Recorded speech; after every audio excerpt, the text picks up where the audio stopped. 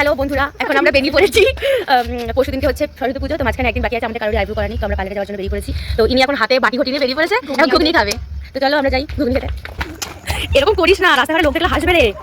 এদের হচ্ছে গিয়ে মানে বয়সেই যা বড়, এরা ভেতর থেকে এখন অনেক বাচ্চা।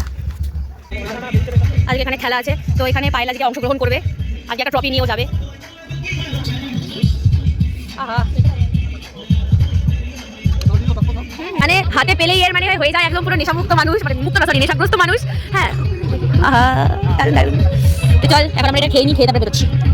অনেকদিন ঘুগনি না দেখার ফলে যা হয় আর কি এদের অবস্থা, সরি না খাওয়ার ফলে যা হয়। টেস্টি টেস্টি একদম। না উনি বললো যে খেয়ে কাজে লেগে পড়েছে, বড় আর্টিস্ট আমাদের, ও রং করছে, দারুণ দারুণ দারুণ। ভূতের মতো তাকাচ্ছিস আর তুই, ভালো আর্টিস্ট। তোর আঁকার ক্লাসে আমাকে নিবি? তো ওদের আসতে এখন লেট হবে, তাই আমি আগে চলে এসেছি, কারণ আমার অনেক সময় লাগবে, ওরা আস্তে আস্তে আসছে।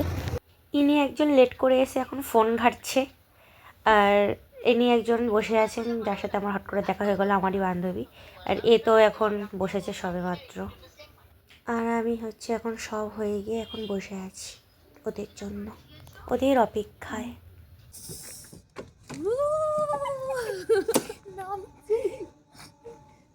তো আমরা এখন বেরিয়ে পড়েছি বাড়ি যাওয়ার উদ্দেশ্যে। বাইরে প্রচণ্ড ঠান্ডা, 9টা বাজে, বাড়িও যেতে হবে। তো আমার ভিডিওটা এত দূরই থাকলো, দেখা হচ্ছে নতুন কোনো ভিডিওতে। টাটা।